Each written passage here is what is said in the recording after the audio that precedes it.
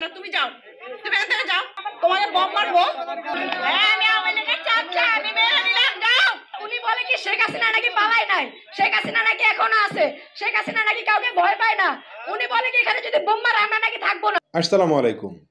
ধানমন্ডি 32 নম্বর বাড়িতে গিয়ে এক নারী হেনস্থার শিকার হয়েছে। ওই নারী দাবি করছেন আমি হচ্ছি জামাত ইসলামের সমর্থক, কিন্তু ওখানকার মানুষের দাবি বা যাদের সঙ্গে বিষয়টা নিয়ে এই সমস্যাটা হয়েছে তারা বলছে যে এই নারী এখানে বোম মারার কথা বলেছে। তো কি হয়েছে বিস্তারিত আমরা এখন ঘটনাটা শুনবো। আর আজকের ভিডিও ক্রেডিট হচ্ছে ইত্তেফাক চ্যানেল থেকে আমরা ভিডিওটি দেখে নিই। তাহলে চলুন আমরা ভিডিওটি প্লে করছি।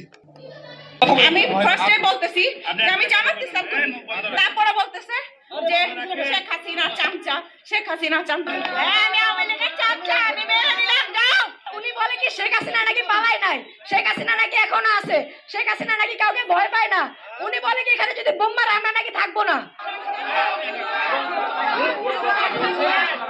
এই নারীকে ঘিরে কিন্তু এখানকার উৎসুক জনতারা ভুয়া ভুয়া বলছেন।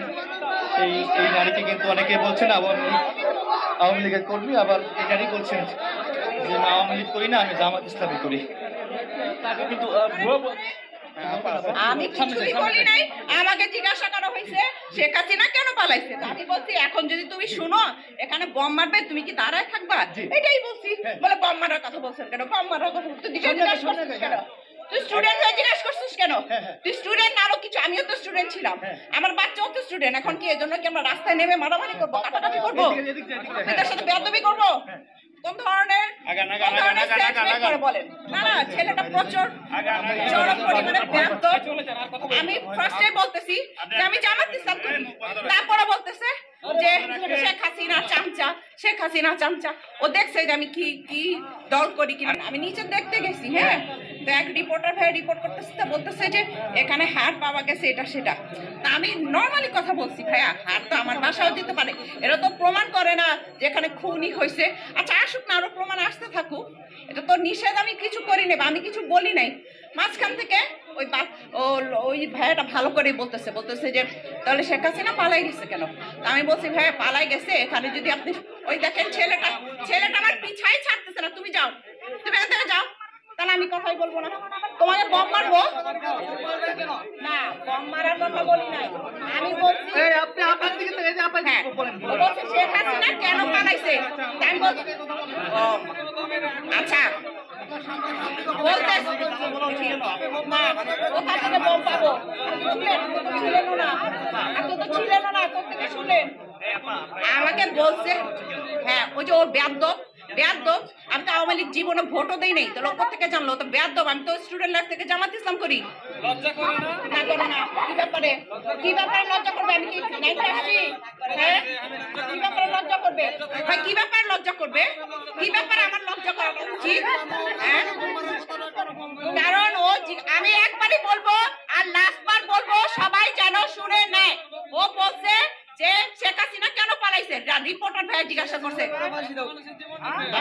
আমাকে বলতে না দিলে আমি বলবো না। আমার ঠেকা পড়ে নাই, বলতেও বলবে, এবার আটকেও ধরবে। আমাকে বাতাসে যেতে দেন, আমার অ্যাজমার সমস্যা আছে। ওখানে যা 1 মিনিট হয়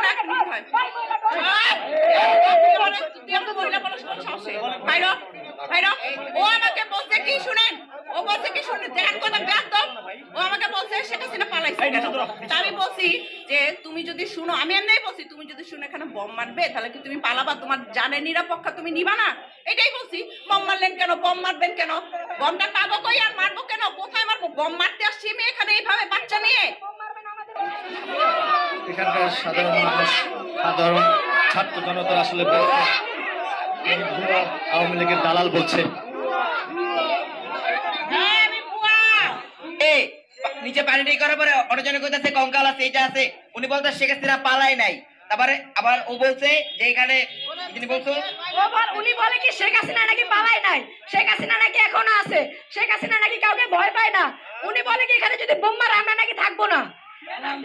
দালাল ভাইরাল হইতেছে এখানে, দালালি করতেছে। তারপর লাস্টে দাবি করছে যে আমি জামাত ইসলাম করি, আমি জামাত ইসলামের অনেক কিছু এই দাবি করছে।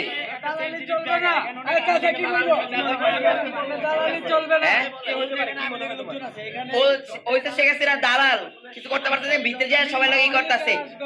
ওই জায়গায় বলতেছে যে আমি জানি শেখ হাসিনা পালায় না, শেখ হাসিনা কাউরে ভয় পায় না, শেখ হাসিনা আছে, শেখ হাসিনা পালায় না। আর এই জায়গায় ও বলতেছে এখানে যদি তুমি করে বোম মারে তোমরা যাইবা কই, তোমরা যে জায়গায় আইছো তোমরা যদি বোম মারে এখন তার মানে ও এই নিয়ত করে আসছে যে বোম মারবো, ওর সাথে ওর গাড়ি চেক বোম পাওয়া যেত। আমার গাড়িটা তো দেখতে দেন।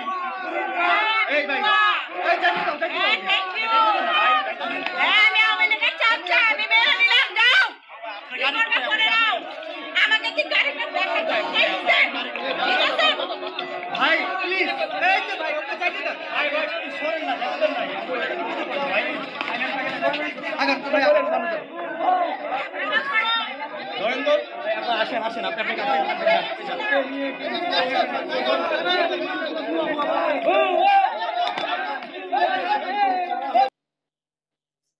পোলাপান একটু বেশি উৎসাহী। মানে এখানে এই ভিডিওটা দেখার পরে আপনার কি মনে হলো যে এখানে বোম মারলে তোমরা থাকবা না? মানে এখানে বোমের কথা আসবেই বা কেন? হ্যাঁ, আসলে এখানে বুঝার ভুল থাকতে পারে। যেমন উনি বলেছে যে শেখ হাসিনা পালাইলো কেন, তাহলে উনি হয়তো বলছে এইভাবে যে এখানে বোম মারা হবে জানা সত্ত্বে কি তুমি এখানে থাকবা? তার মানে শেখ হাসিনারে পাইলে মানুষ গণধুলাই দিবে, তো সেই জানার পরেই সে পালাইছে। এই মহিলাটা মনে হয় এইটাই বুঝাইতে চাইছে, কিন্তু বয়স কম তো, ছেলেপিলে পোলাপানের বোঝেন নাই, ওরা ধরে নিয়েছে যে আমাদের বোম মারার কথা বলছে। এই হচ্ছে মূলত কাহিনী এখানে। তো আসলে এখানে এইরকম জায়গায় গিয়ে বাড়তি কথা না বলাই ভালো। জাস্ট দেখার জন্য যাচ্ছি, তো সেখান থেকে দেখে আবার ব্যাক চলে আসবো। কিন্তু এখানে এই ধরনের কথা, মানে কারোর পক্ষে সাপোর্ট টেনে কথা, আবার তিনি দাবি করছেন যে আমি কখনো ভোটই দিই নাই আওয়ামী লীগের, আমি জামাত ইসলামের সমর্থক। তাহলে এখন কার কথা বিশ্বাস করব? ওই পিচ্ছি পিচ্ছি ছেলেরা বলছে যে এই কথা, কি আর বলবো, মানুষ সুযোগ পেলে অনেক কিছুই করে, এই আর কি। ভিডিওটি শেষ করলাম। তো আপনাদের মতামত কমেন্ট বক্সে কমেন্ট করে জানিয়ে যাবেন যে আসলে এখানে ভুলটা কার। নতুন হলে চ্যানেলটি সাবস্ক্রাইব করবেন আর ভিডিওটি বেশি বেশি শেয়ার করবেন। সবাই ভালো থাকবেন, সুস্থ থাকবেন। আসসালামু আলাইকুম।